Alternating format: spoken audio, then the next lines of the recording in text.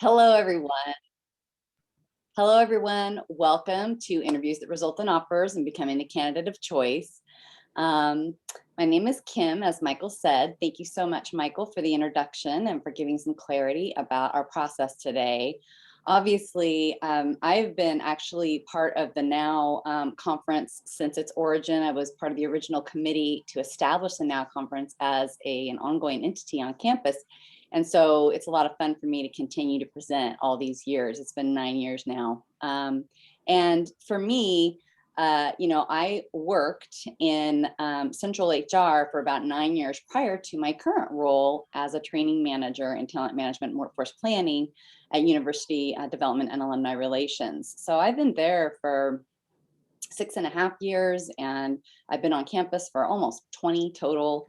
And then in my time in HR, I did a tremendous amount of training, both for staff development on issues much like we're talking about today, as well as training for managers and supervisors on campus around issues of hiring and recruiting, and so that they know how to conduct effective recruiting and hiring, just as now today you'll learn how to conduct a proper interview on your end that results in an offer that you're really excited about. So with that, as Michael mentioned, he's going to navigate chat questions for you. So please feel free to enter your questions into chat. I'm actually going to stop 4 times along the way in the presentation and take note of those questions. He's going to share with me the pattern of questions coming in, and I'm going to answer those for you. If we get done, because we have an hour and 15 minutes, if we get done after about an hour, I'm going to actually stop sharing screen and do a little bit more live interaction with you, where you can ask questions live instead of just through chat. I'm much more accustomed to doing this in a room of about 200 people than online, but I see we're now up to 209. Love that. I wish I could see you all in a big room, because that's so much more fun and energetic and engaging, but I'm going to do my best to provide you with that today. So please do. Happy to have questions come my way and answer them along the way at 4 different intervals, and especially at the end. Okay. Okay, so today, with regard to interviewing, we're going to talk specifically about what your objective is when you walk into an interview. And as you prepare, you have to have a specific idea in mind about what you're looking for. Obviously, if you're going on an interview, some people still go to interviews just for the experience, but most people go for an interview because they really want the job. And in the end state, finding out what your objective is when you walk into that room is really helpful. And I don't just mean that you want the job offer, but knowing what you want to convey because of what was stated in the job description, and what your understanding of the role is, and how your demonstrated strengths and abilities are going to be able to be conveyed to that employer. So there's absolutely no questions asked. You are the perfect match for that job, and you become their candidate of choice. So we're going to talk about those protocols and processes, both preparing, during, and following the interview. Whoops, don't know what happened there. Okay, so with that in mind, let's talk about the job interviewing objective. We're going to talk about how you sell yourself and how you need to be conscientious of choosing the employer just as they are choosing you. Unfortunately, a lot of people walk into an interview, of course, with a tremendous amount of anxiety and stress. They really feel under the gun and very much in the hot seat. They see themselves as being sort of examined with under a microscope, when in reality, it's really, really important for you to realize that not only are you selling yourself, but guess what? They need to sell themselves to you as an employer. They need to let you know that they are the employer of choice for you, because for all they know, you can be interviewing with other organizations as well. So obviously, securing the job is of value, because once you have an offer, that's where you become more powerful with your ability to negotiate. And we will definitely be talking about negotiation skills at the end for compensation and salary.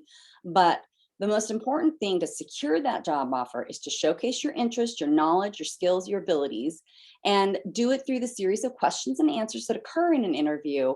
Again, knowing that the way you're demonstrating the information and your contributions as an employee are a direct match with the job at hand. Think about yourself and how you want to examine them as well, which means you should always walk into an interview with at least 3 questions you're going to have for them. Some may come to your mind as you're in the interview and receiving questions and kind of getting a sense of, I see what they're looking for now. And some you're going to have already in advance. And we're going to talk about both of those. All right, employer's job interview objective. Now, the employer, and in their mind, they want to know various things. Obviously, can you do the job that they have in mind? That's the number one thing they're interested in. But they also want to know, can you work well with others on their team? The dynamic that they have in their group, are you going to be able to join that group and be an integral part of that? Will you get along well with that particular manager? Will you get along fine on your own as an individual contributor independently? Those are the questions they want to know. And they're going to have questions that they're going to ask you that are going to hopefully derive that information throughout the Q&A process. So they also want to know, how will you fit in the organization, the culture, and the environment?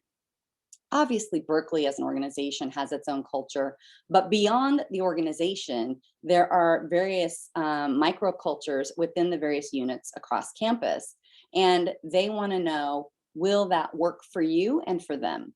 And will you be engaged in the role? Will there be growth potential for you? Sometimes employers and units on campus are very concerned if they have somebody apply for a job that they consider overqualified. Well, what do we mean by that? It means that not only do you have the minimum stated requirements and qualifications of the job, but you may be well beyond that, maybe 5 years, 7 years, 10 years beyond what's being asked. And they may be concerned, we have some growth potential and be interested, or will that fizzle out soon thereafter because you are well beyond the stated requirements in your own work experience. And sometimes people want a job like that. They say, you know what, I want to step back from my role that's really involved, and I want to go back to more of an individual contributor role. And you just have to convey that in the interview if that's where you're at, so that they know not to be concerned about this particular issue.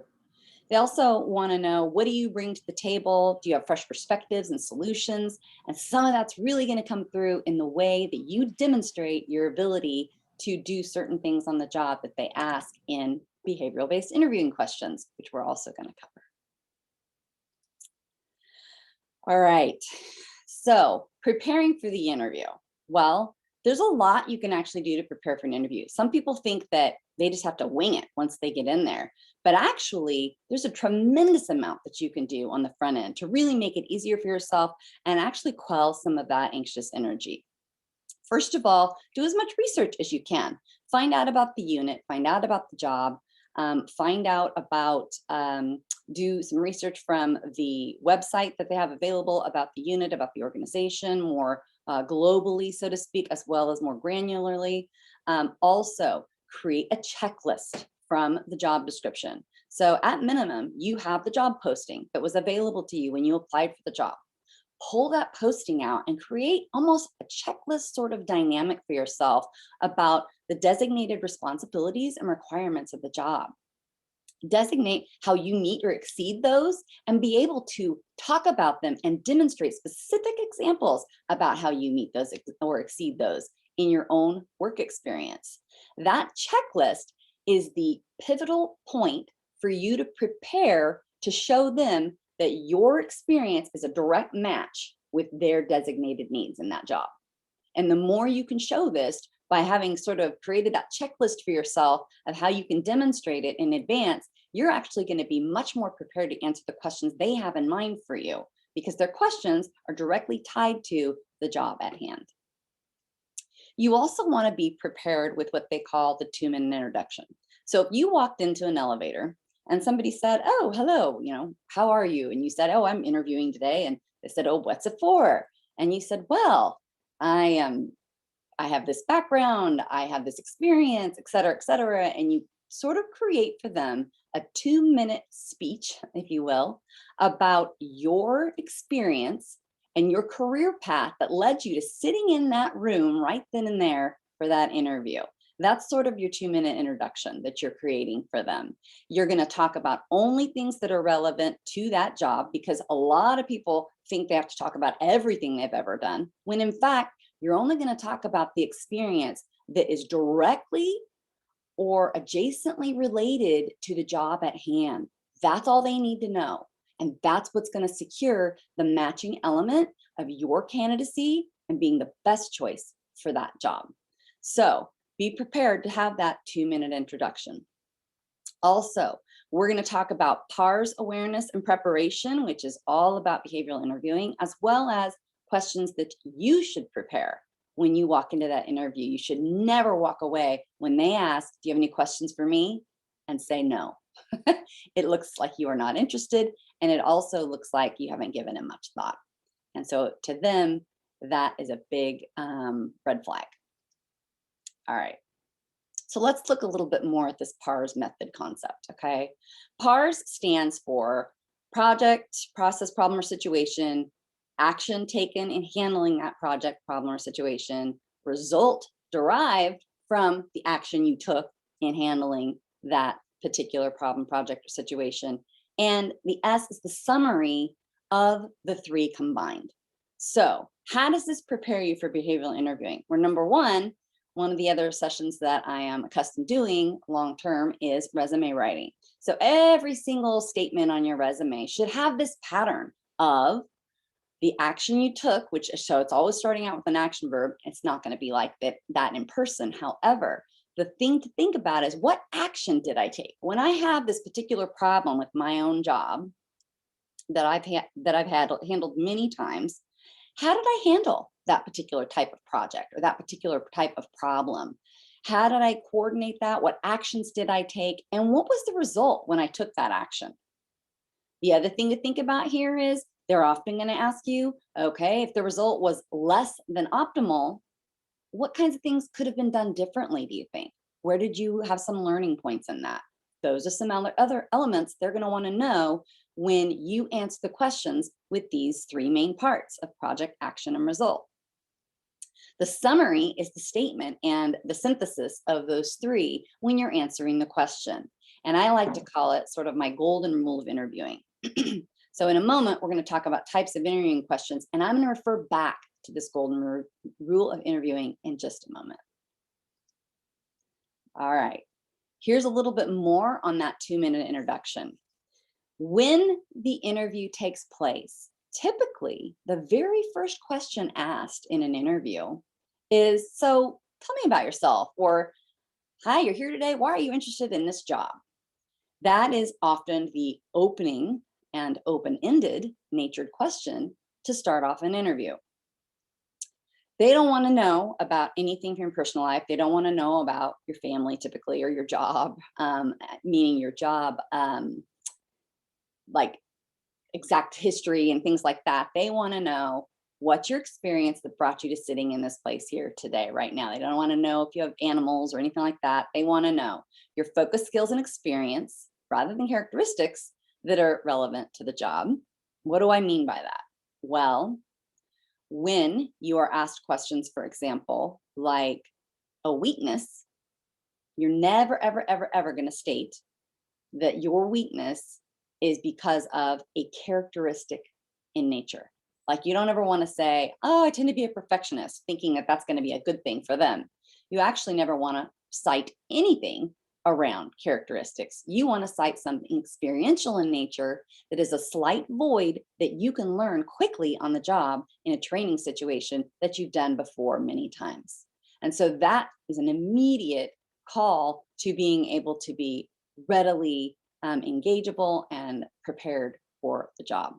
You also want to talk about how this job is a next step in your career, how it kind of falls in line with the pattern that you created for your own career path, your own career ladder, and show how it's a great opportunity for you to utilize a culmination of your skills, and in what way. The career summary that you're stating in this 2-minute introduction is, again, related experience and career path. You're not just regurgitating your resume. You are actually citing very direct, specific, correlatable experience to the job. And you're going to do it citing a lot of accomplishments, a lot of your successes, right? That's what they really want to know. All right, let's look at this in a little bit more detail and break it down so you really understand what we mean by PARS, okay? So in the problem or project, you may have a situation whereby you managed and maintained all records pertaining to purchasing and inventory. Then, in the action, you may have consolidated and computerized all records into one system. You also may be able to explain to them that the result was that it created a new tracking system and reduced annual costs by 20%. I'm actually going to go to full screen here. And then you're obviously going to want to relay that in handling all those things, the result summarized is that you consolidated purchasing and inventory records and records management system, resulting in a 20% annual cost savings. Those are the kind of synthesized pieces of information they want to know when you answer questions in an interview. So let's look at the concept of past performance predicting future behavior with behavioral-based interview questions. They want to know about your experience and how that prepares you for the role. So if they ask you a question like, tell me about a specific project you managed, who were the stakeholders and what were their roles? Working backward, what were the milestones? And did you miss one? What did you do if you did miss one? So because most interview questions today are behavioral based, you actually can feel pretty secure with the fact that the majority of the questions being asked of you, although they may be 3 or 4, maybe sometimes even 5 parts, they're going to have very strong clarity for you about what you should be answering. So that's one thing that's actually helpful in the nature of behavioral-based interview questions.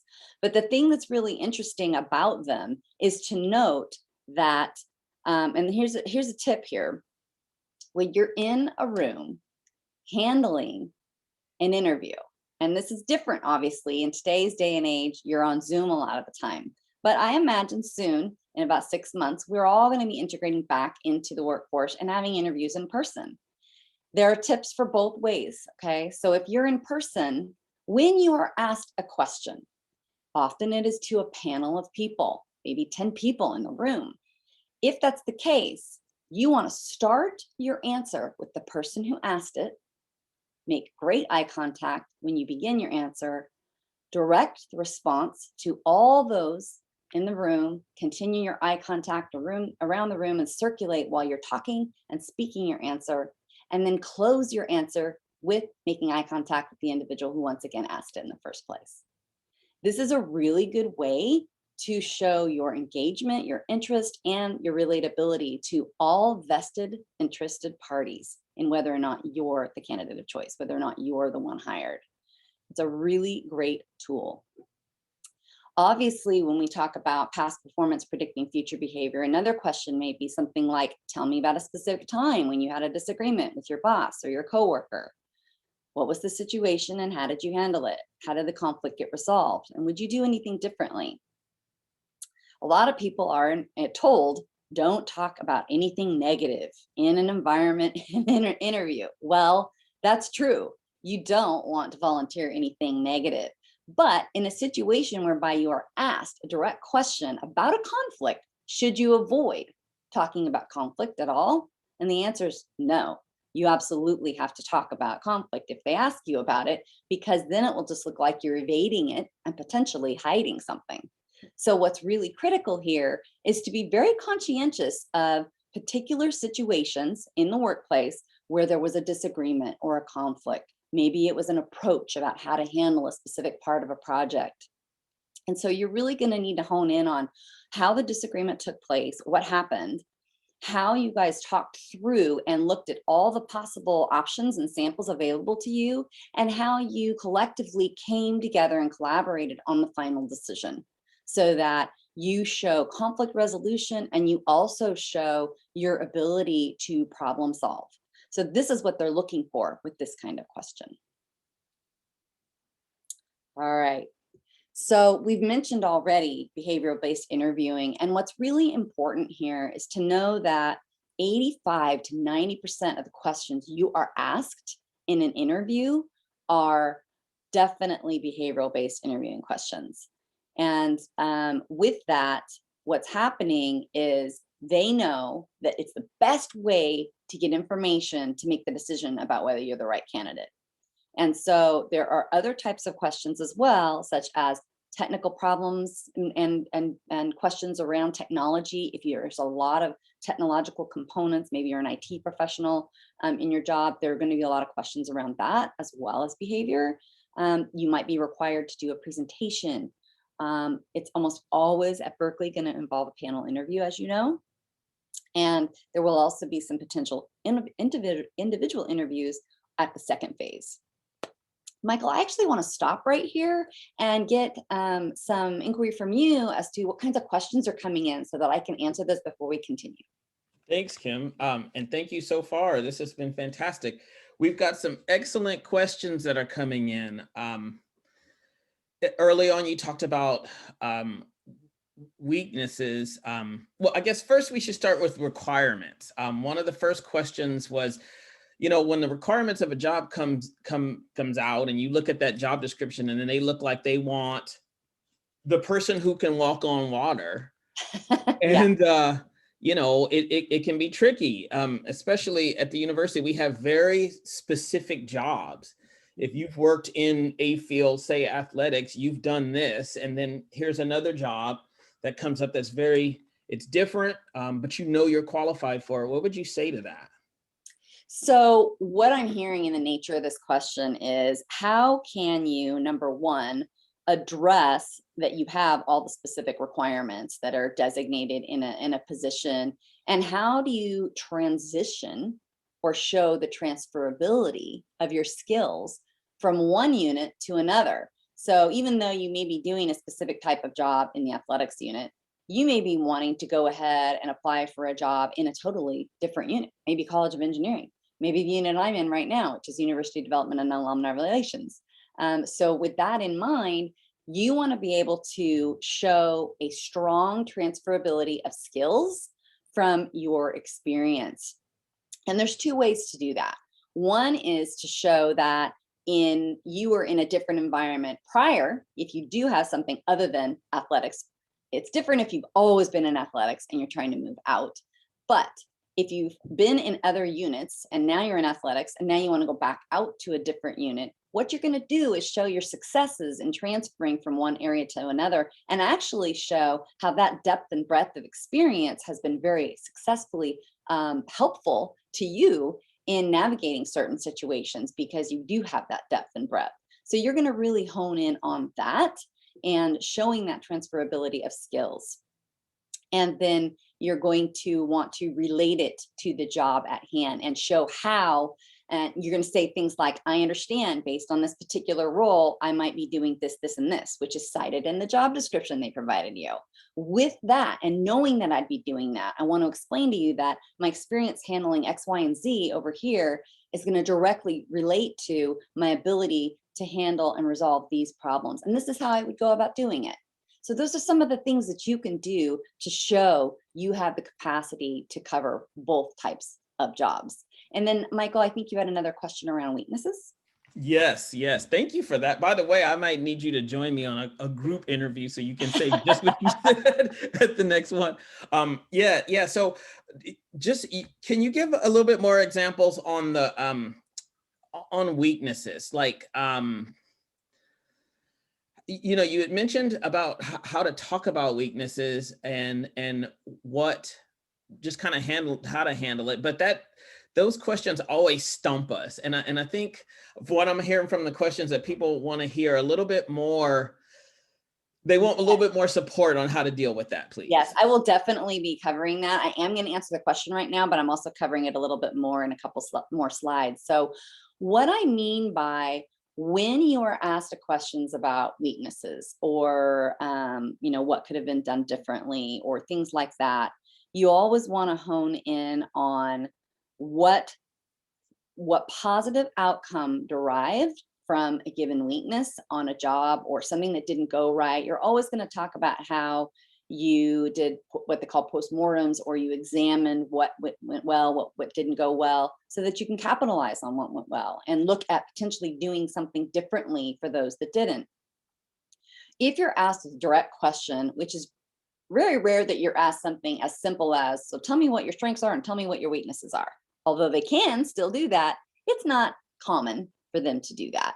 But they may ask you in a different way, like, everybody can improve somewhere. Where could you improve? It's very similar to what do you consider your greatest weakness? And here, somebody gave me a tip years ago at the start of my career, and it literally changed everything about how I interview for a job. Let me give you a first example. In my first job interview outside of my master's degree, I was being asked about my budgeting experience. And the truth of the matter is, I knew I was going to have to handle a budget. In this case, it was actually a pretty low budget of $80,000 a year. But I was asked about my experience and my capabilities in handling that. And I had to let them know this is an area I do not have a tremendous amount of experience. My scope of budget is much, much smaller, more like $500 to $1,000 versus $80,000. But I'm well aware of all the different components and the things that need to go into that budget. And I would definitely look to someone for some mentoring on that. But I feel very strongly with my successes with very small amounts of money in previous situations, I'd be very capable of handling it with a little bit of support. And so what I'm doing there is I am not disclaiming my weakness. I'm merely showing how I'm going to be able to handle it and how I would look to some quick training to get me right where I need to be to get up to speed. And that's what they want to know, because they want to know that whatever weakness you give them is trainable. It's got resolve, and it's got pretty immediate resolve. It's not going to take 2 years. It's something you can do pretty readily and pretty quickly. And you can then, once again, show the transferability of your skills from something similar to being able to handle it well with a little bit more support. I So love that answer. that's how How you to want to. go. Oh, sorry. That's okay. I love that answer from an $80,000 budget, but I'm experienced with a $500 budget. Yeah, That's exactly. fabulous. And I think I hope that captures. I hope that we can review that and hear just how you. I mean, you're really experienced at this, but I think that was a fabulous example. There was one. Do we have time for one more question? Yep, one more question. Okay.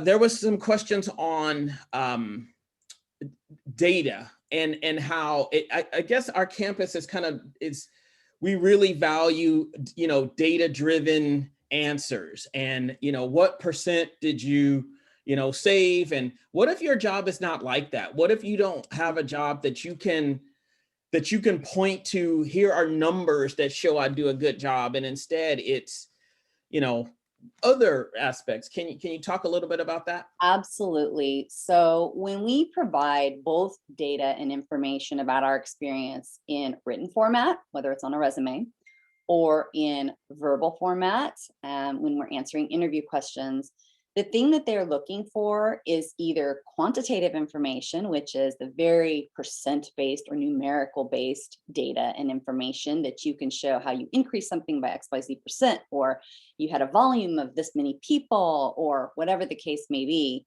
The thing that's really significant here is to realize that if you don't have, by the nature of your job, a tremendous amount of quantitative data, what you do probably have a tremendous amount of, which is just as valuable, it's just communicating about it differently, is qualitative experiences. So maybe there's a potential element of your job whereby you did something that improved staff morale, and you have specific things and milestones that occurred over the course of 6 months that showed and pointed to that staff morale, as well as survey results that pointed to that morale increase.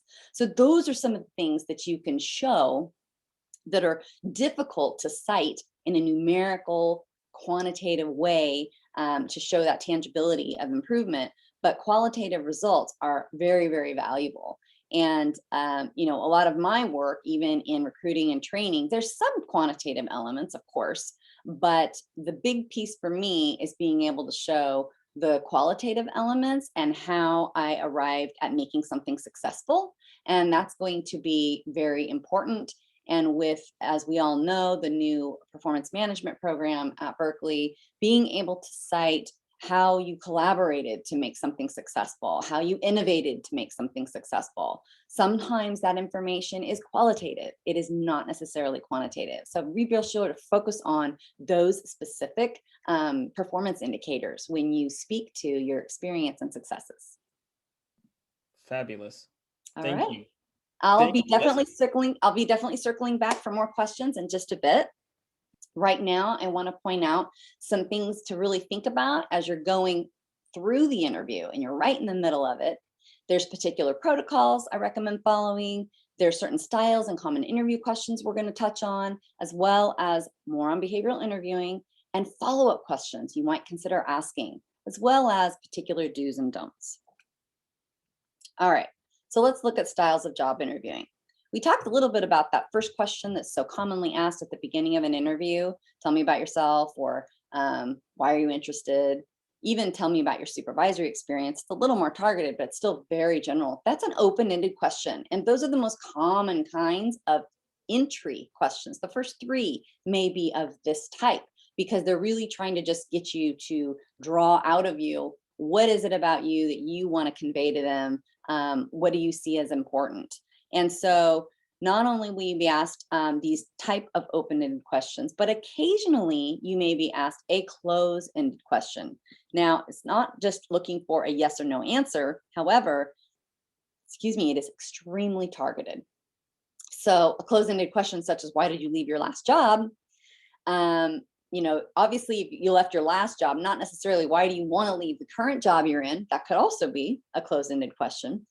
But essentially, they are looking for the positive spin of what you're looking to do.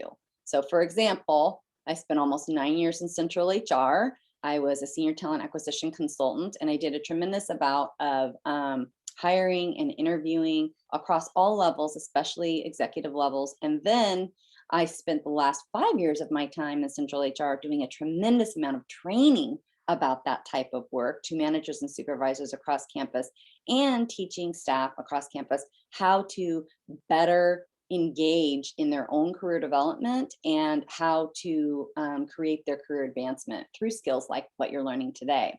So when I transitioned from being a senior talent acquisition consultant and recruiter into a training role, I had been doing a tremendous amount of training on those functions in the latter part of my career. So I showed that bridge of that experience when I specifically talked about wanting to move into more of a training-based role entirely than just wanting to escape my last job, for example. So showing the things that you really enjoyed about that last job that brought you to being really interested in this one is more the type of thing you want to focus on when you're talking about a departure. Okay. The other types of questions when we look at accomplishment questions, tell me about your most recent job related accomplishments. So, for example, when I first interviewed for the job I'm in now, they asked me, and I was so shocked by the simplicity of the question, it almost threw me for a moment. They asked me, what is your greatest accomplishment in the last 12 months? And I had to really, really think about it. And at the time, I had been doing the Now conference for a few years, both as a committee member initially and then as a presenter. And I was really excited because I got excellent feedback from the people who attended the conference on my session particularly, and I got extremely high ratings. So I shared those ratings with my people on the interview committee because they asked me about my accomplishments. And that was something I really felt good about. And it was directly related to my role as a training manager. And so I felt like that was a good thing to cite. So something highly relatable that you can reflect on when you think at a snapshot, what are my 3 top accomplishments this past year? So I could share those. And are they related to the job at hand? You definitely want them to be. So as we move forward on behavioral-based interviewing questions, again, if you have an hour-and-a-half interview that you're being requested to sit in on, you're probably going to be asked about 13 questions.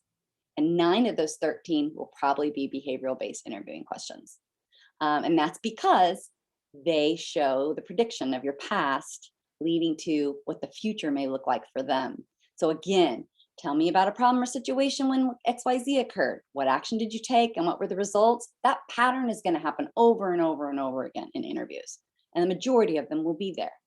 But the other thing I want to touch base on is case studies and situational-based questions, such as, Joe is in ABC situation handling XYZ while LMNOP is happening. What would you do if you were Joe? So this type of situation does occur in many interview scenarios because sometimes there's a dynamic on the job that you're being hired into that they just know they're not going to be able to derive from past experience and information they're going to get from you from a particular interview question that is behavioral based. So they're going to give you a case study and they want to know how you would navigate that particular situation. This does happen. It happens maybe 1 or 2 questions out of an entire interview for an hour and a half. However, they're not all over the place. They're not commonplace, but they are something you should be thinking, how can I show my pathway, my steps for problem solving, for examination and analysis, problem solving, and results. That's what they're looking for there. All right. Be prepared for questions about the following. Again, strengths and weaknesses, of course, your successes, areas of growth, things that you think you could improve on are also ways to say, what are your weaknesses without asking about weaknesses? And then people or team working skills, what your manager and coworkers might say about you. This is a really popular question and it can be asked quite often. And you want to be sure that they're going to talk about, you're going to want to cite, of course, nothing false, all things that are true about your capabilities that show a direct tie and correlation to what are the key main things qualities they want in your experiential background to meet the needs of this new job. And anything you have that they might say about you around those successes, that's what you're going to cite in this type of question. Okay. You're also going to talk about something you've learned in a given situation on the job, experiences specific to the demands of the job at hand, and projects that did, and once again, did not go well. And of course, overall, your accomplishments and successes. So if you can prepare by thinking about all these things in advance, you're going to do much better in the interview than you think. All right. When you get to the final phase of the interview, and they usually say, okay, this is the opportunity where you get to ask questions of us. That happens almost all the time. I have very rarely seen a situation whereby you were not offered the opportunity to ask questions. But if you ever get to a situation in an interview and they do not offer you the opportunity to ask questions, should you still ask them? The answer is absolutely. You should say, oh, thank you for your time today. I was so excited to meet with you and learn more about the job. Before we close up, may I please have 5 minutes to ask you a few questions that came up for me as we talked today and prior to the interview? And they're going to say, oh, yes, of course they should. I highly doubt they will say no. And the reason why this is so important is because it gives you a very, they get a lot, they learn and know a lot about you based on the type of questions you ask. So you're going to want to ask questions that reflect your research and your knowledge of what they are doing. Maybe there's a specific initiative that you learned about when you conducted your research. You might want to ask, not only what do you foresee as the priorities in the first 3 to 6 months for this role, but I understand that you're currently involved in XYZ initiative. What role will I play in the first 3 to 6 months in being a part of that initiative? How will my job interface with that initiative? And how will I be involved? So that's the type of question that reflects your research, your interest, and your engagement. Also, I think it's very important, maybe not in the panel interview among 5 to 10 people, whatever the number is. Maybe not in that particular situation will you ask your direct supervisor what their management style is. In some cases, in a panel, direct supervisor may not even be there. They're going to recommend you to the direct supervisor, and that may be a one-on-one interview thereafter as a second step. If that's the case, I always recommend asking your manager, what is your style? What would your staff say about you as a manager, and what your sort of your claim to fame is as a manager in the past couple of years? And I think, believe it or not, even though that seems like it's scary to ask and may seem a little too maybe too overconfident, but actually it really is helpful to show that those things matter to you. And this is the part where I mentioned earlier, you need to be just as engaged in examining them and that particular situation and environment as they are examining you for the role. Because I kind of joke about this, but if you're in an interview situation and you're asked in 3 different questions out of 12 about how to deal with difficult people, my guess is you're probably going to be dealing with some difficult people in this job if they ask you 3 to 4 questions about it. So those are the kinds of things you really want to listen for and maybe even ask questions about. Don't be afraid to say, I heard 3 questions about handling difficult people. What kind of situations would be happening for the person in my role in dealing with difficult people? It sounds like that's going to be really important for the job. And you can ask them that and see what they say.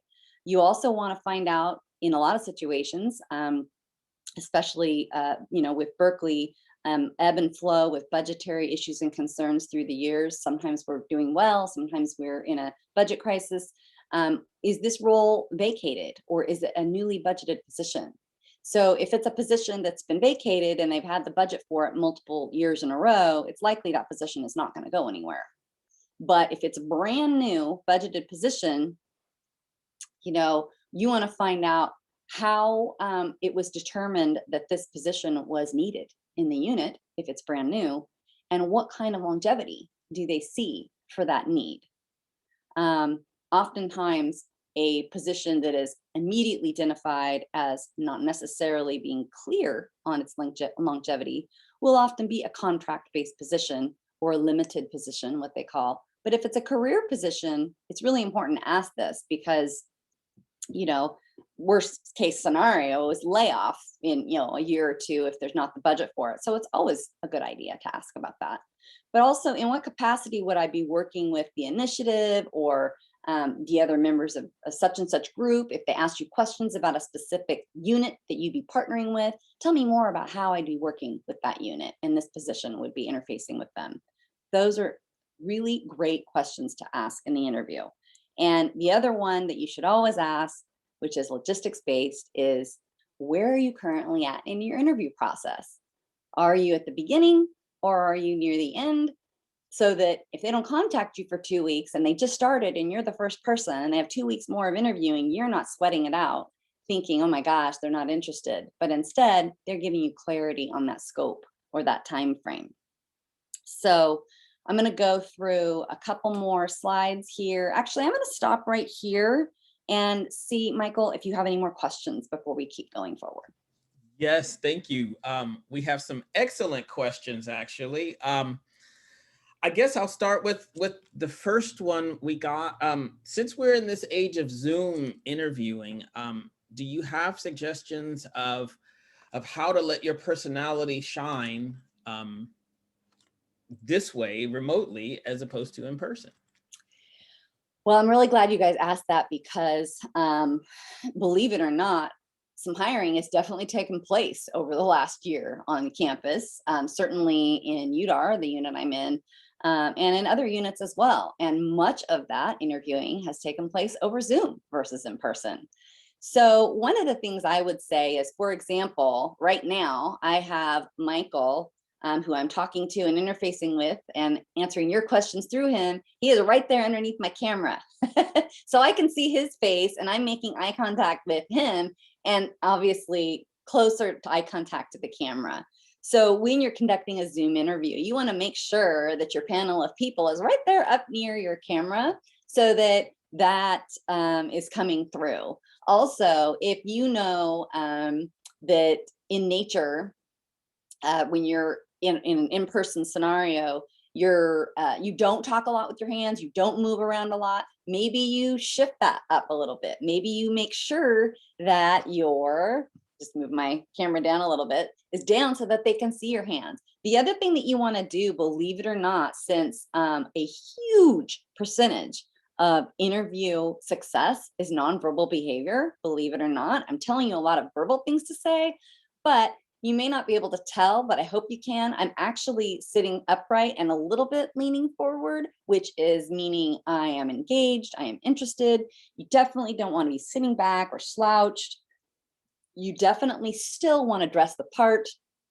You want to make sure you have a void of interruptions and background noise and things like that.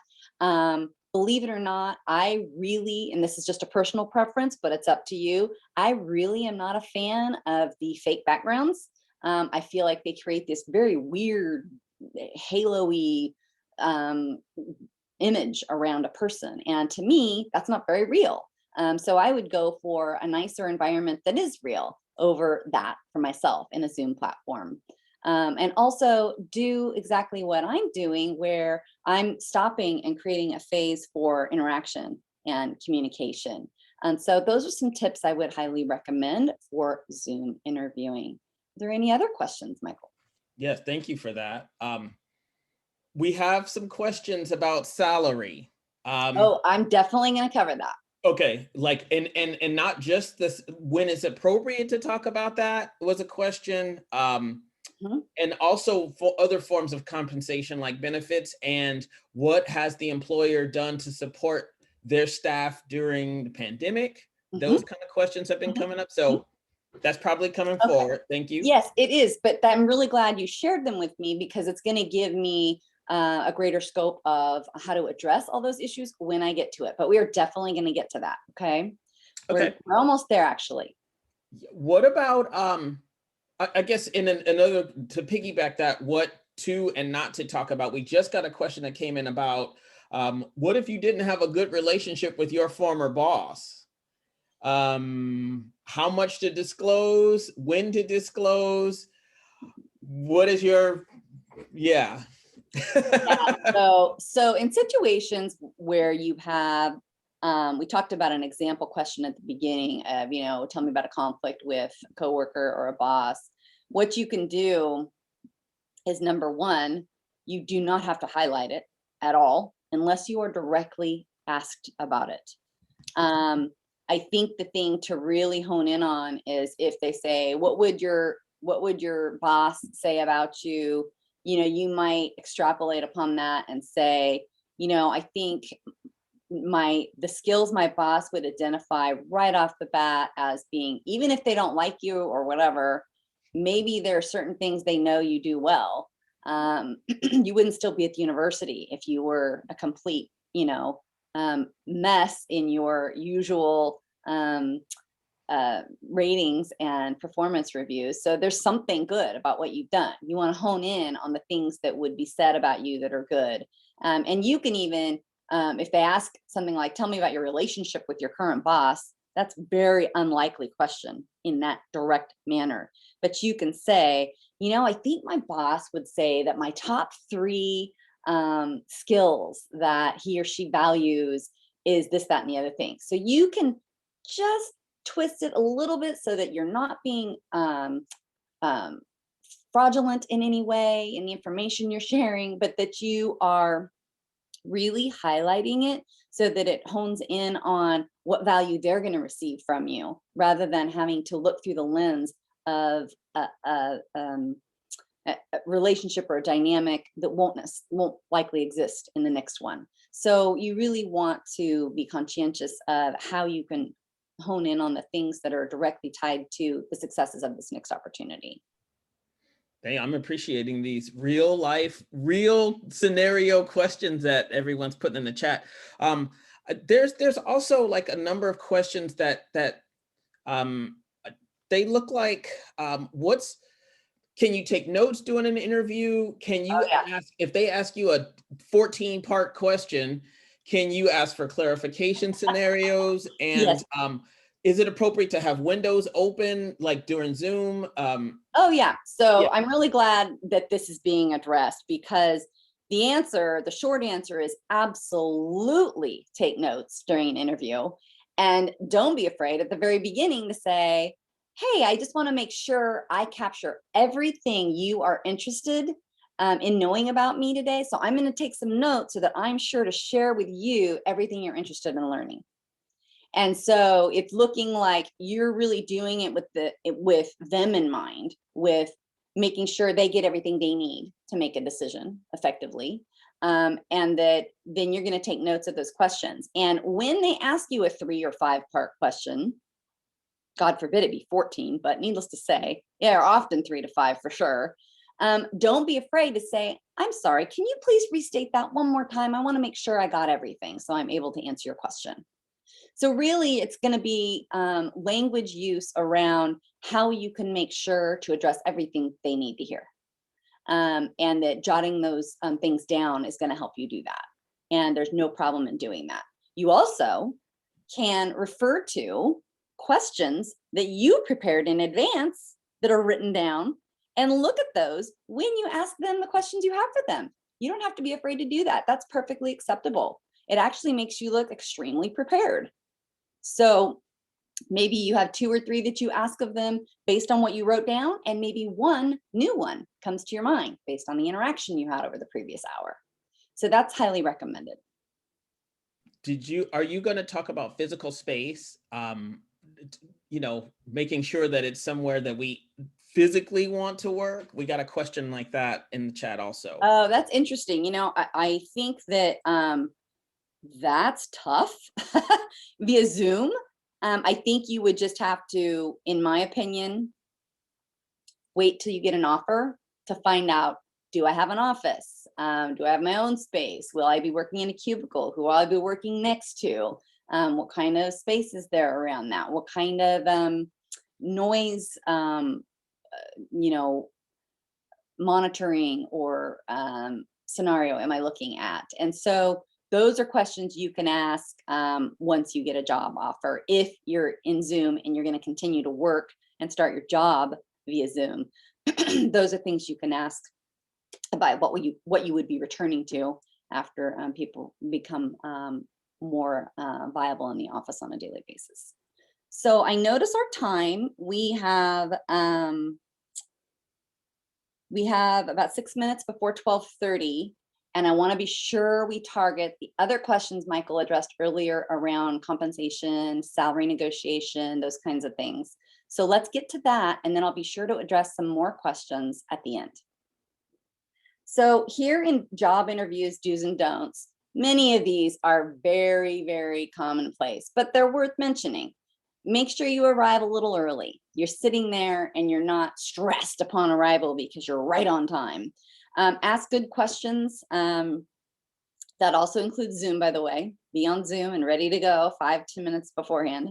Make eye contact and circulate the room with responses to questions, just as I told you, whether in person or via Zoom. If you're via Zoom, you can't address multiple people. I guess you could look at them along the Hollywood square, so to speak, across the room, across the top of the screen. And so they'll know that you're circulating that way. But definitely have your focus attention towards the camera.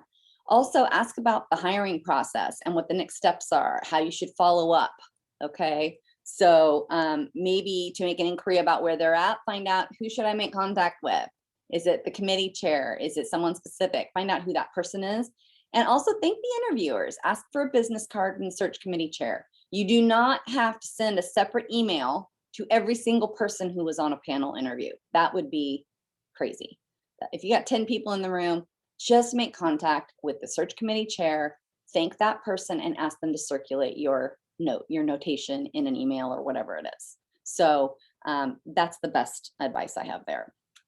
With regard to don'ts, this goes for waiting until after the interview as well. Don't ask about salary and benefits until you receive the job offer, unless you're asked directly. Now, this is huge because so often in the pre-screening phase of job interviews, before you even get a chance to sit down in front of a committee, you are often asked, what are your salary expectations? Well, I'm going to go through in a moment and talk about salary negotiation. Many of the same qualities of preparing to answer that question are going to come there, and I will explain the slight difference and tweaking of those when we get there, because it's really important. Talk about vacation plans, avoid it altogether. Don't do it until after the job's been offered. Discuss interviews with other organizations. The thing here is they may literally ask you, especially if they're really interested in you, are you interviewing anywhere else? You're not going to tell them where you're interviewing or what kind of jobs you're interviewing for. You're just going to tell them that, yes, you are actively seeking a new opportunity. And that tells them, okay, they're interviewing elsewhere. We got to move quick with this person. That hopefully spurs them to move fast if they're really interested. And that's what you want to set up. but you don't want to talk about other jobs, or I got this other job, it's much better offer, you don't want to do that. You also don't want to talk about your family or your personal issues at all. And again, don't badmouth the current or former employer, no matter how bad it was. I think we've all been in a boat like that. We've all had that. I know I certainly have. And you just don't want to get into a situation like that or talk about it. And maybe not even until well after you've been in your role for 1 or 2 years do you even look to, trusting a particular situation and sharing something really, personal around a bad situation. It's just not going to benefit you likely unless it's still going on. And let's hope in this transition that it is not. All right. Follow back after the interview. Always send a thank you letter / email. And again, it definitely can be electronic. It does not have to be snail mail. People expect electronic mail these days. Also, make sure that you don't just thank them in an email, but that in your thank you, there is self-reflection, general impressions about the job. I particularly liked when so-and-so talked about this, and I was excited to learn about this. And my background handling this is going to be such a great fit with your initiative involving X, Y, and Z. You're going to really integrate and do sort of a quick 1 or 2 sentence recap of how those qualities best match the job to make you their candidate of choice. What aspects of the interview went well and what can you improve upon? That is something you can ask, certainly if you do not get the job. All right, let's talk about salary negotiation. This is the part a lot of people are feeling, well, in some situations, the most anxiety about. So with salary negotiation, remember that phase I told you to think about at the very beginning when setting up the match, the synchronistic match between your background and demonstrated capabilities and contributions to an employer and how that matches the job at hand. This step from the start will carry you through the beginning of prep and the closing of negotiation. If you create that checklist and you literally meet all minimum or exceed minimum stated requirements and responsibilities, you've got experience handling everything that's been asked of you, that checklist and reference to those experiences is much more negotiation power for you when you get to that stage of talking about money. You're going to talk about and use words like fair and equitable based on meeting the stated job requirements, meeting or exceeding. Not only do I meet this job requirement, but I exceed this one by a couple of years and I have a great experience handling such and such, which is highly related to the job. With this, I see a fair and equitable compensation range. Always state a range, never a single amount. I see and you never want to say feel. You're going to take all your emotional words out of salary negotiation. Feel, want, need, remove them all entirely. You are going to specifically focus on what qualifies you to earn a fair and equitable compensation based on the met requirements and needs for the job. So when you state your range, it should be like a 3K to 5K range. You're going to state it based on your background and experience and relative to the match of those with the stated requirements or meeting them and exceeding them. Then you're going to talk about that relative to the quartile of residents. What do I mean by quartile of residents? Here we go. This quartile of residents is the manner in which assessments about compensation are made both for employees coming into a job brand new and for employees being reclassified and for employees being promoted with merit, all kinds of things like that. So this platform and quartile of residents around compensation as it directly ties to an employee's experience is sort of the instructional guide, if you will, for managers on campus. The first quartile, which is the minimum part of the range up to 25%, of the height of the range is for individuals who are new to a specific level or grade and do not have substantial experience in the area. So you might, coming into a job, just meet a specific stated job requirements, or maybe even not quite, maybe there's a couple things you don't have. They're probably going to put you in this first quartile, because that's where your experiential background is tying directly to this definition.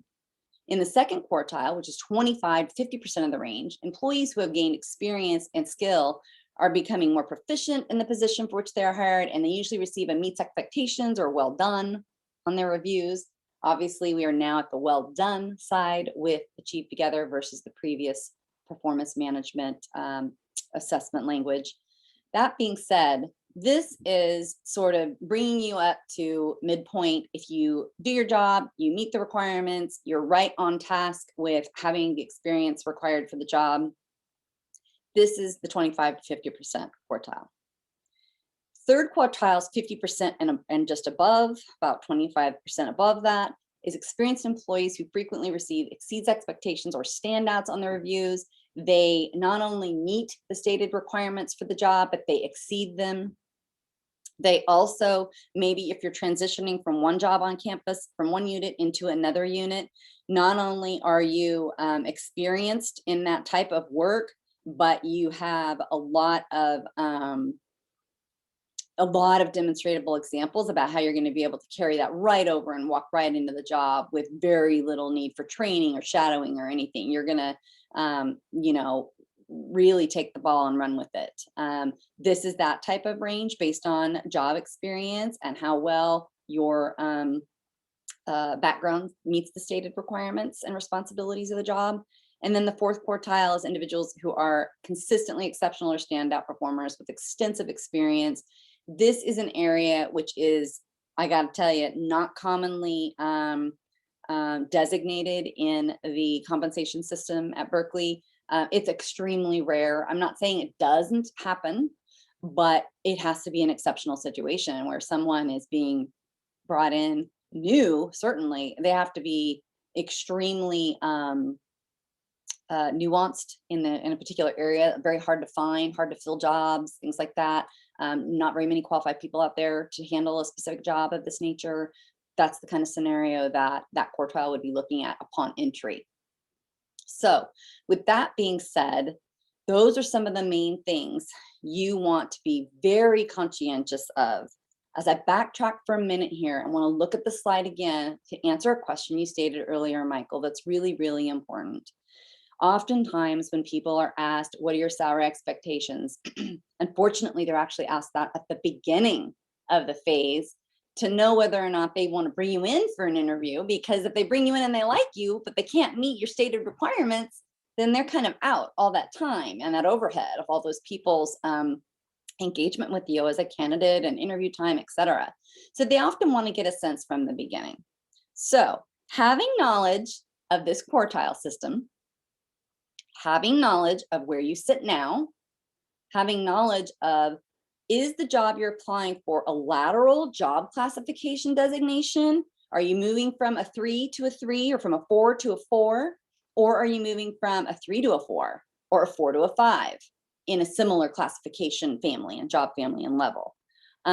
Those are some of the considerations that help determine what stated range you are going to designate to them.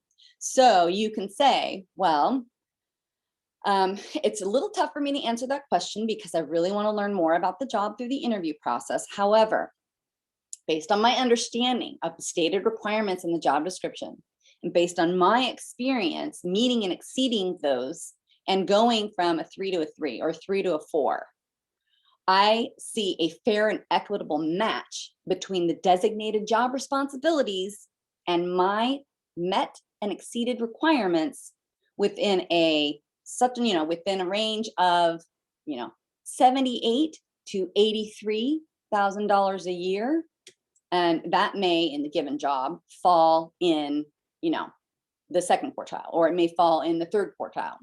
So you don't have to reference quartile; you just have to know about it. But you're going to be able to know, it's all public information, what the salary range is of a given position, where midpoint sits, where minimum sits, where maximum sits. And having that knowledge and having the awareness of your stated qualifications and where you're at from where you currently reside, there is no problem. And I absolutely recommend everybody negotiate their salary when they enter a job. Don't ever just accept this is what you're going to get. You always want to ask the employer when you get to the phase, even if they did talk to you about money at the beginning, when you get to the phase where you're offered a job, they may offer you the job, they may give you the offer with a specific stated numerical compensation amount.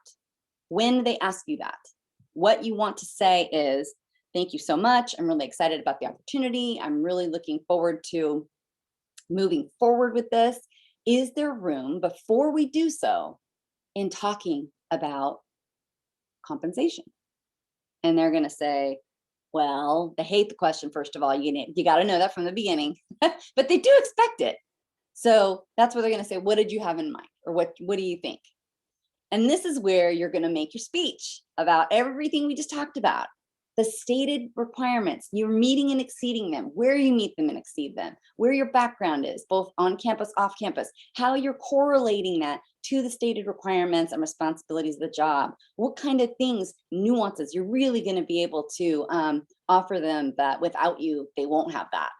Those are some of the things you're citing in your designated fair and equitable compensation request based on those met requirements or exceeded requirements is in a range of this to this.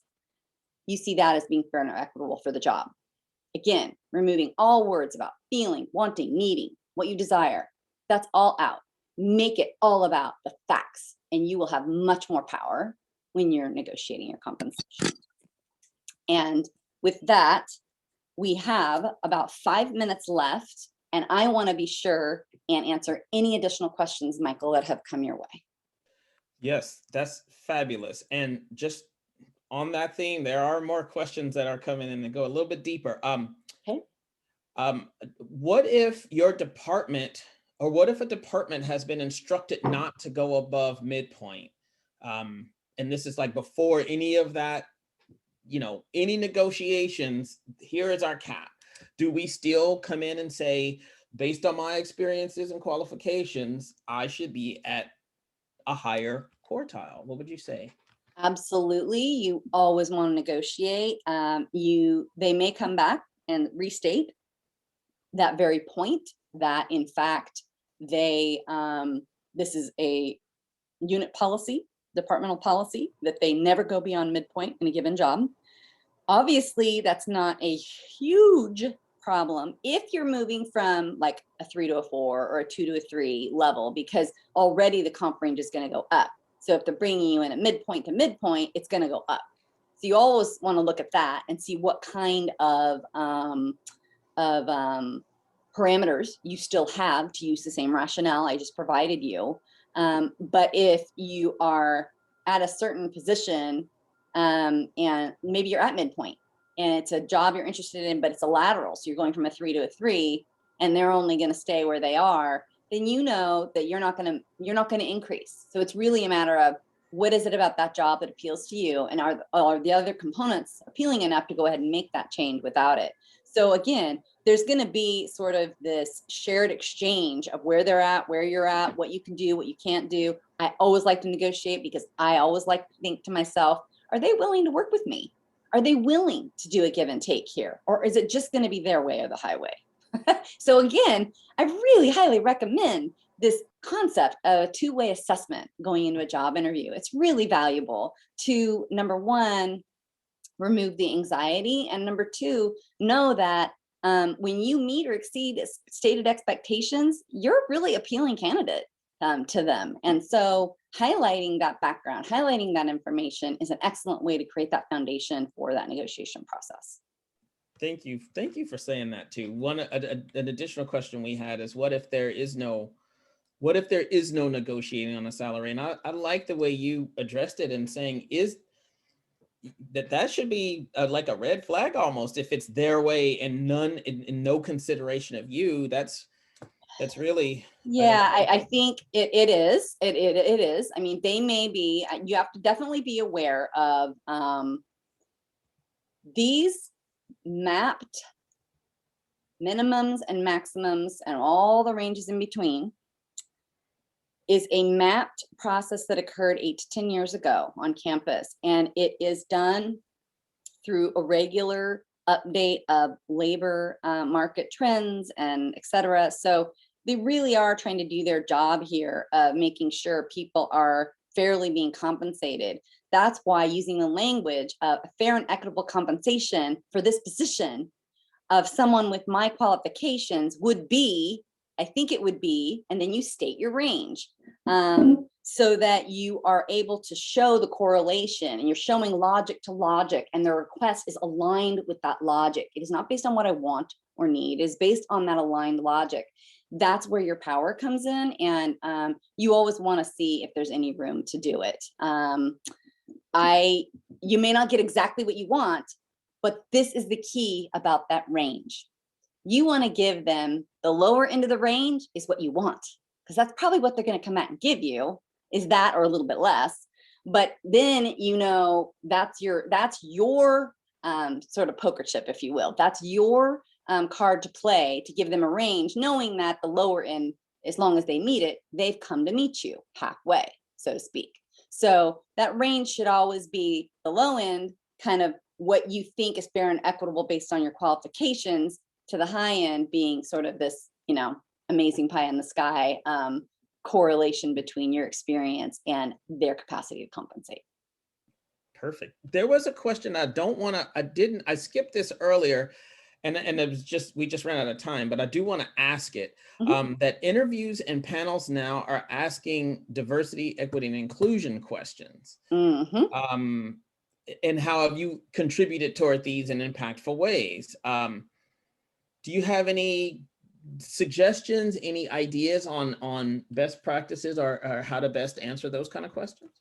Yeah, so one of the things, you know, when we looked at all the information around the new performance management program Achieve Together in this new area of performance indicator and review of both inclusion and belonging as one area and collaboration as another, the inclusion and belonging piece around diversity, it's really important for people to realize this is not just about being and accepting employees and people of various ethnicities. I think at a very basic level, some people still have that in their mind, and that's not what we're looking at here. What we're looking at is people from all kinds of, you know, walks of life, of backgrounds, of experiences, of ways of doing things and looking at things, to, you know, your ability to integrate a new employee onto the staff.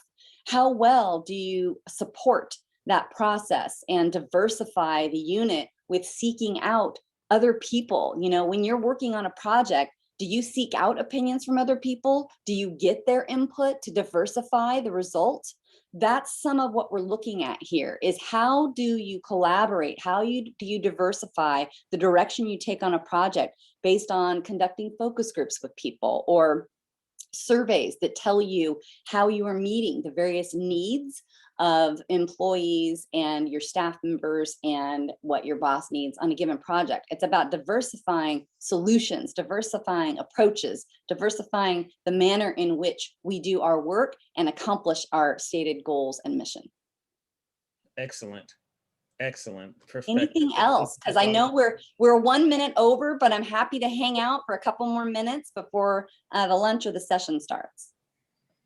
I think folks are liking what they hear so far. I did have one more, and I don't know if you want to open to the group or if you want to consider this question. Sure. How do you notify your current supervisor that you're interviewing or have received an offer? So a couple things. One is some people do not feel comfortable letting their supervisor know that they are interviewing or being given an offer until they have accepted it and they're ready to go. Some people just sit in that place and that's what they want. The other way to look at this is that hopefully and this is where the university hopes to lead to, there is an opportunity for people to engage with their supervisor and manager through the Achieve Together process around career development and having open conversation about where they see their ongoing career path and how can they partner with them to help them get there. And I know it may mean that you may lose me, but if we plan it, at least I can help educate the next person in the role, and I can help not only make myself and my own transition successful, but I can help the transition be successful for you. If there's open communication and there's support from the manager for that career development process that is said to be such a significant portion of our staff development for all levels of staff in the organization, then hopefully there's room to use that as a platform for communication to set that up. But not everybody may be so lucky, and they may just simply feel like, you know what, I'm not going to let them know until I'm offered the job and ready to make my move. And that's because of whatever dynamic does exist. And you have to be respectful of that because it does exist still in the organizational setting.